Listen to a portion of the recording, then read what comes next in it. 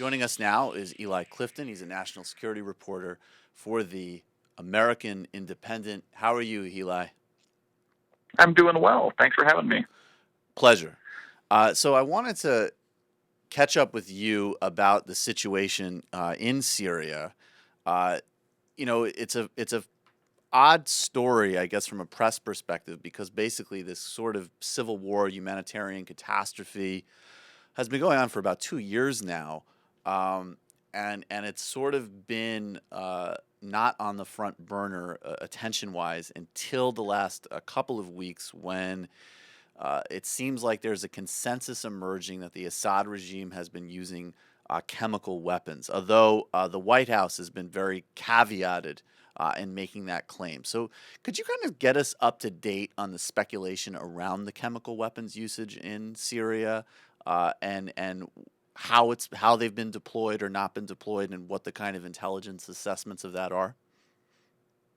Well, it seems as if the information thus far has come through the UK and France, both of whom have reported supposedly independently that they have accounts as well as testing done showing that chemical weapons have been deployed in and around, I believe, Aleppo. Now, there are questions that have been raised by those who are looking critically at this about what exactly the chain looked like for getting that information out of Syria into these foreign countries' intelligence services, who presumably then conducted blood tests to show that people had been exposed to these agents. And this goes back to sort of why we've seen this story slowly developing, in that clearly U.S. intelligence agencies and the administration have, I think, wanted to look at this very carefully before confirming that indeed the Assad regime has introduced chemical weapons, which the administration has very clearly said would be a game changer were it to occur. Right. So I want to follow up on that now. The President Obama has said, really very close to the outset of the conflict, that the use of chemical weapons would be a red line or a game changer. Um, Now that it's looking increasingly likely that there is that chemical weapon, you're mentioning this sort of caution in the administration acknowledging their use, and it seems clear that there's a really significant hesitation on the part of the administration to engage militarily. Do you think there was a miscalculation of the president to kind of use that as a red line to begin with? Well, I think there are two important aspects in why we've seen a slowness in responding with very clear policy tools. And certainly the first, as I was alluding to, is trying to establish exactly what happened. Right. Now, the most likely scenario that pretty much everybody can agree upon is that indeed Assad's forces, probably with orders from very high up, if not from Assad himself, used these chemical agents. But there still are some other possibilities, such as that there was a rogue general who used it, or that even some of the various rebel factions at some point got a hold of some of these materials and used them. So those are the types of scenarios that, by all accounts, the administration is looking at very closely to see if there's any possibility that that was the source of this eventual exposure to these nerve agents. Now, in terms of an actual response, that's the next key, and that's the part where there's very few actual policy levers to be used. You see the administration clearly trying to slow walk this. The types of scenarios that people first jump to are, well, what would a boots-on-the-ground type of solution look like? And the estimates on that have suggested that it would take as many as 70,000 troops on the ground to really secure Assad's chemical weapons stockpiles. So that doesn't seem like a good solution. And John McCain on the Sunday shows this Sunday was saying exactly that a boots-on-the-ground scenario seems like an unlikely solution I think moving he said it forward. would be the worst idea, was his actual words. And when John McCain says boots on the ground in the Middle East is the worst idea, it really has to be beyond the worst idea. Right, Right. Yeah. No, definitely. It's a very good measure of how crazy an idea is on the foreign policy front when John McCain says, no, no, that's going too far. Right. That said, John McCain and his partner in many of these things, Lindsey Graham, do want to see some American response. And the next option that's looked at are airstrikes. The problem with airstrikes, though, is that first you have to even know where these stockpiles are, and second, you risk the possibility of greater exposure to these chemical agents if you go around bombing the stockpiles. So there are very few clear options moving forwards, which is why we now see what appear to be reports coming out of the administration saying that there will be some public acknowledgement that the administration is providing arms to the Free Syria Army. Yeah. So I want to come back to the sort of the sort of push for greater intervention coming out of certain quarters in Washington. But I think that this is the really important point here is really defining who the rebels are. I think that there's a pretty broad consensus that the kind of roots of this movement against Assad was in the same types of political currents that were moving across the Middle East in 2011. Various factions, but essentially calls for greater transparency, human rights, some type of democratization. Assad responded incredibly brutally, really went a very more of the sort of Gaddafi-like response in terms of trying to put down the uprising. And then the situation's turned into a civil war, which increasingly it seems like jihadists and groups that are affiliated with Al-Qaeda are fighting and playing a significant role in. Is that an accurate assessment of the situation, and how large a role do you think groups affiliated with Al-Qaeda and similar types of groups are playing in the military conflict and in the Free Syrian Army? Well, I think the short answer is obviously that we don't know. Right. Clearly, the risk moving forward is that this is a quickly, it's a very fluid situation on the ground where you have various rebel groups that are rising and falling in influence and power and control over territory. Obviously, the group that the United States would most like to see emerging as sort of the dominant faction is the Free Syria Army. John Kerry was recently reportedly having meetings with them in Turkey, in which he was seeking assurances from them that if the United States provided them with weapons, that they would not fall into the hands of extremists. Which, even if the Free Syria Army intends to keep them out of the hands of extremists, there's fair questions to be asked about, well, what happens in 6 months if the Free Syria Army is not able to control even the weapons stockpiles given to them by the United States. So yeah, there clearly are jihadists on the ground in Syria. There are groups that seek to expand the role of extremism in Syria, and whether or not they are currently powerful, as I say, it's a situation which has had groups fracturing over the past 2 years, and you've seen outside influences coming in, and it's very hard to determine who really controls various parts of Syria right now, let alone who will control them in 2, 3, 6 months or a year.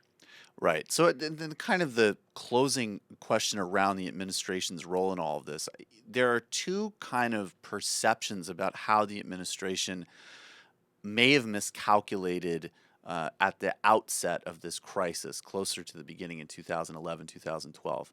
And one school of thought you see, the more kind of hawkish school, would be that the administration, while coordinating and sending some arms, seem to sort of subcontract that role to places like Saudi Arabia and Qatar, who have their own obvious regional interests, and that maybe the administration right from the outset should have played a greater role in propping specific factions that we would more likely want to see coming to power in Syria. The other argument was that the administration, that this specific crisis really requires a kind of multi-stakeholder diplomacy, and that includes Assad's main backers, Iran, Russia, and that the administration has not been quick on the diplomatic front either. So do you think that those criticisms are valid, or do you think what the administration has done has kind of been the best case that you could ask for in what is obviously a really complicated situation?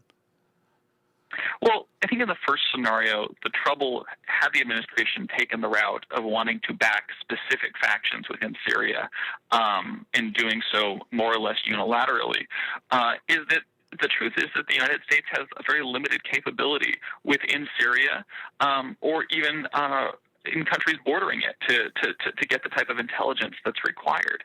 So it's understandable why some of that was outsourced to American allies in the region, Turkey, obviously, Saudi Arabia, as you were mentioning, and the security services of various countries that we believed had a greater knowledge of the situation on the ground. In 2020 hindsight, it's still unclear, obviously, about whether or not the support, the intelligence, got to the groups that we had hoped it would. But it's a tough one to look back on and say, could we have done it necessarily better by doing it unilaterally? And I'm not even sure if the capability was there to execute such a plan. As for the diplomatic front, I think certainly with Iran, we see a strong argument here for why the United States has any number of incentives for trying to reach a diplomatic solution to the ongoing standoff over Iran's nuclear program. This is yet another example of an externality which would benefit greatly from an effective diplomatic solution. The United States and Iran actually share some security interests in the region, certainly in stability, and this is the type of situation where having a good relationship would certainly be helpful. As for Russia, it's very hard to say. Could we have done better? By all accounts, now in terms of trying to use forums such as the United Nations to bring sanctions or even some sort of a peacekeeping role to the region, Russia is perceived as being probably the biggest hurdle to bringing anything through the United Nations against Syria at this point in time. So Russia, certainly on the diplomatic front, poses a very real obstacle to finding a multilateral response to Assad's chemical weapons use, if that's the case, and enacting any type of a no-fly zone or airstrikes, any of the military solutions that are being examined. It's very hard to see a multilateral solution or way of implementing those at this time. Right. So, I mean, Assad is Russia's client state and client regime, and they're sticking to it. What strikes me as we kind of go over all of the variables here, just even in the, 10, 12 minutes or so that we've been talking, is really the massive complexity of the situation. Now, we turn to Washington and we look at the kind of hawkish voices. We played a clip the other day. Bill Kristol was on Fox News saying basically that President Obama doesn't seem to want war, and that makes him a fundamentally irresponsible president. We have, even as John McCain has precluded boots on the ground, people like John McCain and certainly Lindsey Graham have been aggressively pushing for greater intervention in this conflict. And I guess it just seems to me, not even to preclude entirely the notion that maybe we should play a greater role or maybe we shouldn't, but just the notion that how is it that after all of the foreign policy, this is the 10th year of President Bush declaring mission accomplished in Iraq, how is it that this kind of zombie idea of endless intervention in the Middle East still has currency in, I guess, not just within neoconservative circles, because of course it would, because that's neoconservative ideology, but why is Bill Kristol still on TV talking about this, and why do we still hear from the same kind of small group of foreign policy voices who've been wrong again and again and again, coming out and talking about this really belligerently? Well, I think that people like Bill Kristol or even folks in elected office, such as Lindsey Graham or John McCain, have a great luxury of not having to be actually responsible for coming up with policy, let alone executing it on this front. So Right. it's all very nice to say, there should be a line in the sand and you do not cross it. And if you cross it, then the United States responds militarily. But and I think there's been a pretty good coverage of it in the media about the fact that it's unclear what policy response, even a unilateral military one, really takes us to an end game which is desirable for the United States. And I think it's quite noticeable that folks like Bill Kristol don't really offer a path forward. They just say, that this is American decline if we don't step in and flex our muscle and show that we have the ability to project American power anywhere in the world. But at the end of the day, the outcome, which pretty much everybody agrees is desirable, is a peaceful Syria, the destruction of the chemical weapons that Assad has stockpiled over many years now, and ideally a stable government there, which is not dominated by extremist factions. So those are the types of questions that really need to be posed to the hawks who frequently show up on places like the Sunday shows, or Bill Kristol with his numerous websites and media outlets, instead of falling into this trap of, don't we just want to see the United States promote freedom? Well, we do, but what are the concrete steps that they see as being capable of bringing us to that outcome? And thus far, I haven't heard any of them offer any real substantive arguments on that front. Right. I mean, I think to just really kind of underscore this, the other day, Lindsey Graham on one of the Sunday morning shows that you just mentioned specifically said, he highlighted the use of chemical weapons, then said, now there's this significant danger that chemical weapons could fall into the hands of jihadist groups that are operating in Syria. But functionally, again, we don't really know exactly what policy he's advocating, but functionally, backing the rebels are in either formal or informal alliance with the jihadist groups that he's worried about getting these weapons to begin with. So it just kind of highlights this sort of utter incoherence of the position. And I mean, really, at this point, is this just a tool to attack Obama for being weak from a partisan perspective, or is it just, as you said earlier, this persistent notion of the world is this incredibly crude playground and you just need to hit people, and if you don't hit people, then you get hit? Is that really what it comes down to fundamentally? Well, I think those two operate very much hand in hand. Right. Yes, there is a more or less cohesive ideology there about the world being a very hostile place, where democracies, liberal democracies, need to stand up militarily to strengthen these values around the world, which I think most of the people who advocate for it probably believe in. At the same time, clearly there is a very strong partisan aspect here, and it is very easy to attack the administration because what's going on in Syria isn't good, and Right. everybody can pretty much agree that the current trajectory of things is concerning, and that the recent reports of chemical weapons usage is very disturbing, and is something that everybody agrees is undesirable. Whether or not we can pin that on a specific policy decision made in Washington is probably the more important question.